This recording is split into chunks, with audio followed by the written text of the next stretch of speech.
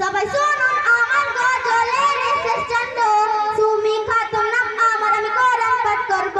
আমায় যে যতই বলো না বন্ধ, আমি এক কথা বলবো যেটা আল্লাহর পছন্দ। যেসব